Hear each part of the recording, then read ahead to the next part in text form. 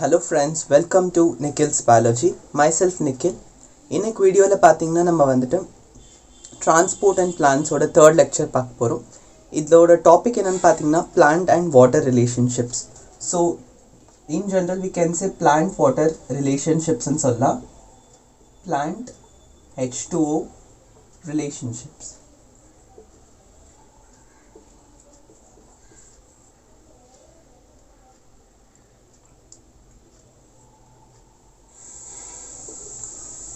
Plants. Yeah, okay. Plant water relationships நம்ம தெரிஞ்சுக்க போகிற விஷயம் என்னன்னு பார்த்தீங்கன்னா வாட்டர் வந்து பிளான்ட்ஸ்க்கு எந்தெந்த விதத்தில் யூஸ்டாக இருக்குது அண்ட் வாட்டர் வந்து பிளான்ட்டோட லைஃப் சைக்கிளில் எவ்வளோ இம்பார்ட்டண்ட்டான ரோல் ப்ளே பண்ணுதுன்றது தான் நம்ம தெரிஞ்சுக்க போகிறோம். ஸோ வாட்டர் வந்து ஒரு ஃபேக்டர் தானே. ஸோ பிளான்ட்டோட க்ரோத்துக்கு பார்த்தீங்கன்னா water is a factor. So I can write water is a factor required by plant. So இப்போ plants வந்து autotrophs நம்மளுக்கு தெரியும். To prepare glucoseல அந்த ரியாக்ஷனே நம்மளுக்கு தெரியும் வாட்டர் வந்து யூட்டிலைஸ் ஆகுது இல்லையா. So CO2 plus H2O gives glucose plus oxygen. So இது வந்து ஒரு ஜென்ரலான ரியாக்ஷன். இதில் வந்து சன்லைட் தேவைப்படும், குளோரோஃபில் தேவைப்படும், that we all know. But வாட்டரோட ரோல் மெயினாக என்னென்னு பார்த்தீங்கன்னா water is a factor for food synthesis or anything I can write, or for photosynthesis ன்னு சொல்லலாம். ஸோ ஃபோட்டோசிந்தசிஸில் தான் ஃபுட் வந்து ப்ரிப்பேர் பண்ண food I mean plant. So we can say water is a factor for photosynthesis in plants. Okay, பிளான்ட்ஸில் வாட்டரோட role வந்து ரொம்பவே அதிகமாக இருக்குது. ஸோ ஃபர்ஸ்ட் ஆஃப் ஆல் நம்மளுக்கு இதில் தெரிஞ்சது என்னென்னு பார்த்தீங்கன்னா வாட்டர் வந்து ஃபோட்டோசிந்தசிஸ்க்கு தேவைப்படுதுன்னுட்டு. நெக்ஸ்ட் பார்த்தீங்கன்னா பிளான்ட்டோட செல் மட்டும் இல்லை, எந்த செல்லுன்னா நீங்கள் எடுத்துக்கோங்க. இந்த உலகத்தில் இருக்கிற ஆர்கானிசம்ஸ் வந்து செல்லால் உருவாக்கப்பட்டிருக்கு நம்மளுக்கு தெரியும்.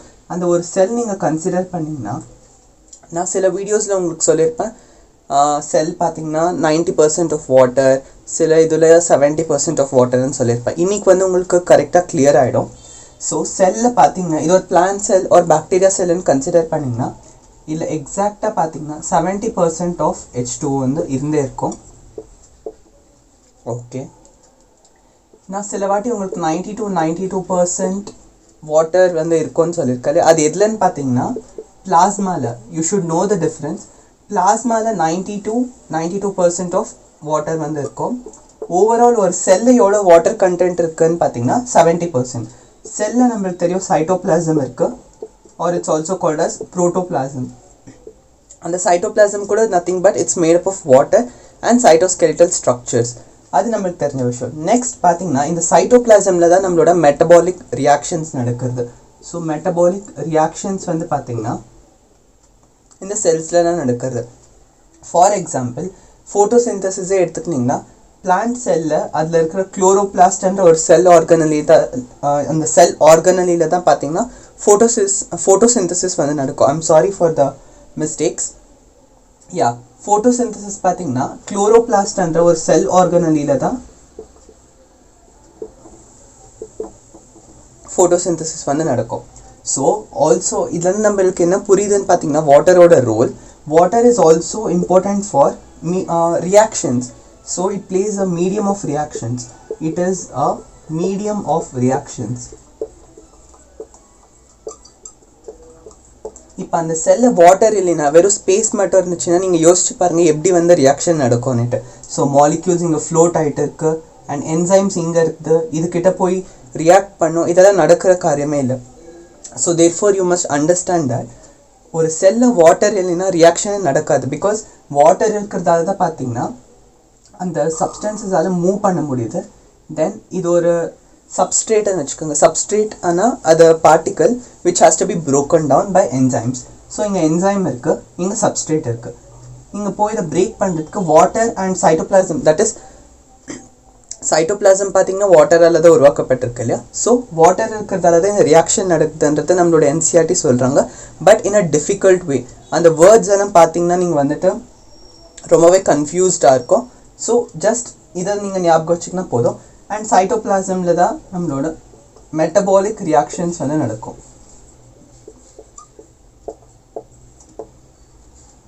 ஸோ வாட்டரோட ரோலை நம்ம தெரிஞ்சுக்கணும். வாட்டரோட குவான்டிட்டி பார்த்திங்கன்னா ஒரு பிளேஸில் ஒரு ட்ரீயை நீங்கள் எடுத்துக்கிட்டிங்கன்னா அதில் டிஃப்ரெண்ட் டைப்ஸாக அப்சார்ப்ஷன்ஸ் வந்து நடக்கும். ஒன்று பார்த்தீங்கன்னா ஒரு plant, large plant 100 feet plant ஒன்று இருக்குன்னா, ஐ ரைட் ஹியர். ஸோ 100 feetல ஒரு பிளான்ட் இருக்குன்னு வச்சுக்கோங்க. இது ரூட்ஸ்லேருந்து வாட்டர் அப்சார்ப் பண்ணுதுன்னா it absorbs around 100% of water. அதாவது 100% நீங்கள் எவ்வளோ லிட்டர்ஸ் வேணாலும் வச்சுக்கலாம். It absorbs all the water, but அது யூட்டிலைஸ் பண்ணுறது எவ்வளோன்னு பார்த்தீங்கன்னா just 1% of water. So plants வந்து இப்போ நீங்கள் சாயிலில் எவ்வளோ வாட்டர் இருக்குது, அண்டர் கிரவுண்ட் வாட்டர் இருக்குது, அது நம்ம எல்லாருக்குமே தெரிஞ்ச விஷயம். பட் when பிளான்ட் அப்சார்ப் பண்ணுவோம் இல்லையா அந்த வாட்டரில், அதில் டோட்டலாக பிளான்ட் யூட்டிலைஸ் எவ்வளோ பண்ணுதுன்னா, அப்சார்ப் எவ்வளோ வேணாலும் பண்ணிக்குவோம், பட் யூட்டிலைஸ் பண்ணுறது எவ்வளோன்னு பார்த்தீங்கன்னா just 1%. So 1% of H2O is utilize. நீங்கள் யோசிக்கலாம் ரிமைனிங் 99% ஆஃப் வாட்டர் என்ன ஆச்சுன்னு கேட்டிங்கன்னா, லீவ்ஸில் பார்த்தீங்கன்னா ஸ்டொமேட்டோ பற்றி நான் உங்களுக்கு சொல்லியிருந்தேன்.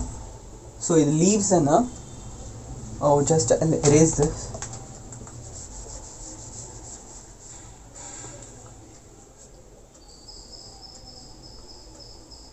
இது ஒரு லீஃப்னு நீங்கள் கன்சிடர் பண்ணுங்கள். இந்த லீஃபில் பார்த்தீங்கன்னா இந்த மாதிரி ஆர்கனல்ஸ் இருக்கும். ஸோ செல்லில் இருக்கிற ஆர்கனல்ஸ் மாதிரி இந்த லீஃபில் பார்த்தீங்கன்னா சில ஆர்கன்ஸ் மாதிரி இருக்கும், டிஷ்யூஸ்ன்னு சொல்லலாம். அது வந்து பார்த்தீங்கன்னா ஸ்டொமேட்டாலேருந்து இந்த 100%ல் 1% யூட்டிலைஸ் ஆச்சுன்னா ரிமைனிங் 99% ஆஃப் வாட்டர் பார்த்தீங்கன்னா இதுலேருந்து வெளியேறிடும். So H2O as vapors. So liquid ஃபார்மில் இந்த வாட்டர் வந்து நம்ம பிளான்ட் பாடியிலேருந்து வெளியே வராது, பட் கேஷியஸ் ஃபார்மில் பார்த்தீங்கன்னா வேப்பர்ஸ் தான் இந்த ட்ரீஸ் வந்து ஸ்ப்ரெட் பண்ணிடும். ஸோ அதனால தான் எதுக்கு உங்களை பிளான்ட் த ட்ரீஸ்ன்னு சொல்கிறாங்கன்னா, ட்ரீஸை வளருங்கன்னு எதுக்கு சொல்கிறாங்கன்னு பார்த்தீங்கன்னா, ட்ரீஸ் வந்து 99% வாட்டரை வேப்பரை ரிலீஸ் பண்ணிடும். ஸோ எவாப்பரேஷன் ப்ராசஸ்க்கு இது ஹெல்ப்ஃபுல்லாக இருக்குது. எவாப்பரேஷன் ஆச்சுன்னா தான் நெக்ஸ்ட் கண்டென்சேஷன் நடக்கும்போது நம்மளுக்கு வாட்டர் அதாவது ரெயின் வந்து வரும்.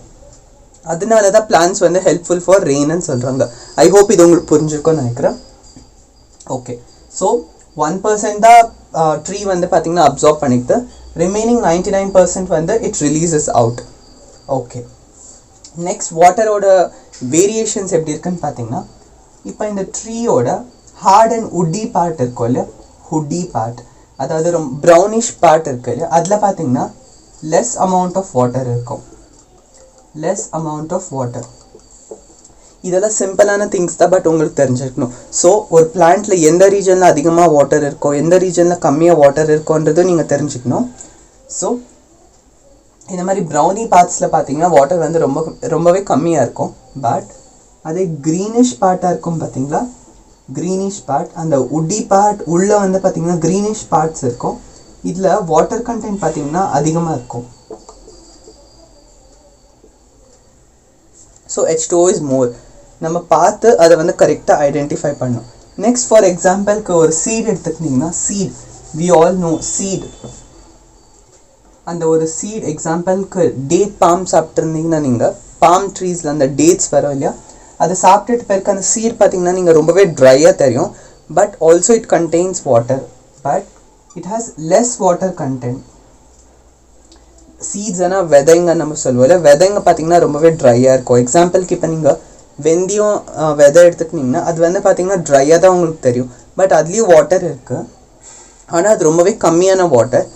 சில பேர் அதை கன்சிடர் பண்ணக்கூடாதுன்னு சொல்கிறாங்க, பட் ஆக்சுவலாக வி ஷுட் கன்சிடர் இட். அதில் பார்த்தீங்கன்னா வாட்டர் வந்து இருக்குது. So less water like this பார்த்தீங்கன்னா அந்த வாட்டரோட இம்பார்ட்டன்ஸ் பிளான்ஸில் ரொம்பவே அதிகமாக இருக்குது.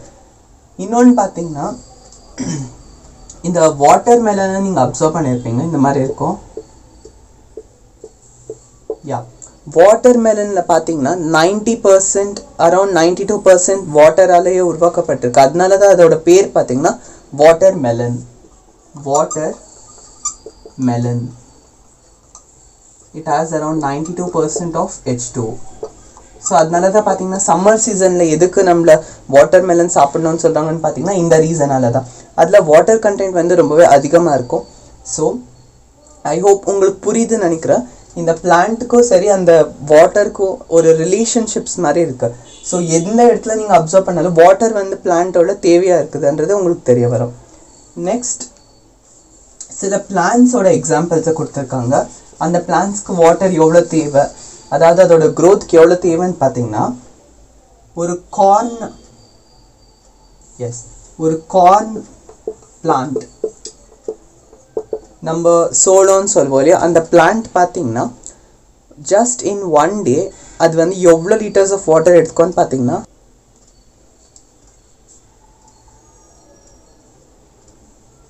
corn plant. So corn plant absorbs around just one corn plant பார்த்தீங்கன்னா 1 dayல it absorbs around 3 liters of water. 3 liters of water 1 dayல இது வந்து அப்சார்ப் பண்ணி ஜஸ்ட் 1 plant. நீங்கள் வந்து சோளம் அந்த ஃபீல்டை பார்த்தீங்கன்னா வெறும் ஒரு பிளான்ட் இருக்காது, அரௌண்ட் 1000 பிளான்ட்ஸ் இருக்கும். அதில் just 1 plant 3 liters of water எடுத்துக்கிட்டேன்னா நீங்கள் யோசிச்சு பார்க்கணும், 1000 plants வந்துட்டு எவ்வளோ வாட்டர் அப்சார்ப் பண்ணுன்றதை நீங்கள் யோசிக்கணும். ஸோ அந்த மாதிரி கொஷின்ஸ் தான் பார்த்தீங்கன்னா நீட்டில் வந்து வரும். ஸோ இதுக்கான ஆன்சரை நீங்கள் வந்து கமெண்ட் செக்ஷனில் எனக்கு மென்ஷன் பண்ணுங்கள். ஓகே, நெக்ஸ்ட் எக்ஸாம்பிள் எது கொடுத்துருக்காங்கன்னு பார்த்தீங்கன்னா mustard plant in just 1 hour 1 hourல அதோட மஸ்டர்ட் பிளான்ட் பார்த்தீங்கன்னா it absorbs around its weight. இப்போ எக்ஸாம்பிளுக்கு இந்த மஸ்டர்டோட வெயிட் எவ்வளோன்னு பார்த்தீங்கன்னா 1 kgன்னு வச்சுக்கோங்க. 5 ஹவர்ஸில் இந்த மஸ்டர்ட் பிளான்ட் 1 kg ஆஃப் வாட்டரை இது வந்து அப்சார்ப் பண்ணிடும். So 1 kg is nearly equal to 1 liter. Okay, 1 liter வந்து ஜஸ்ட் 5 ஹவர்ஸில் இது வந்து அப்சார்ப் பண்ணிக்குது. Then imagine for one whole day 24 ஹவர்ஸில் இது எவ்வளோ அப்சார்ப் பண்ணிக்கும், அதாவது வாட்டரை அப்சார்ப் பண்ணுன்றதை நீங்கள் யோசிச்சு பார்க்கணும். ஸோ வாட்டர் வந்து ரொம்பவே இம்பார்ட்டண்ட் பிளான்ட்ஸ்க்கு.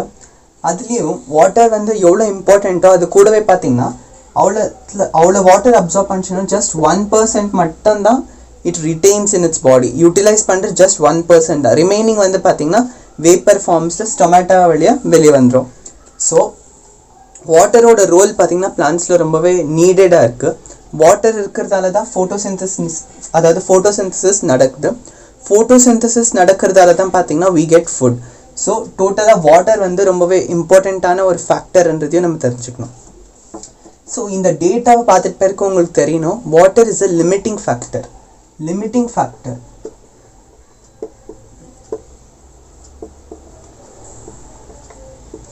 லிமிட்டிங் ஃபேக்டர்னா என்னன்னு, இட்ஸ் ஜஸ்ட் சிம்பிள். இப்போ பிளான்ட் வந்து க்ரோ ஆகணும்னா அதுக்கு வந்து it requires carbon dioxide, it requires soil, இது எல்லாமே இருக்குது. சாயில் வந்து அதிகமாகவே இருக்குது. வாட்டர் தான் இந்த லிமிட்டிங் ஃபேக்டர். எப்படின்னு பார்த்தீங்கன்னா வாட்டர் வந்து பிளான்ட்டுக்கு தேவையான அளவுக்கு கிடைச்சாலும் அது யூட்டிலைஸ் பண்ணுற ஜஸ்ட் 1% தான். அதனால அந்த 1%க்கு ஏற்ற அளவுக்கு வாட்டர் இருந்தால் தான் அது வந்து அப்சார்ப் பண்ண முடியும். ஸோ அங்கே 1%க்கு கீழே இருந்துச்சுன்னா வாட்டர் வந்து பிளான்ட்ஸுக்கு கிடைக்காது.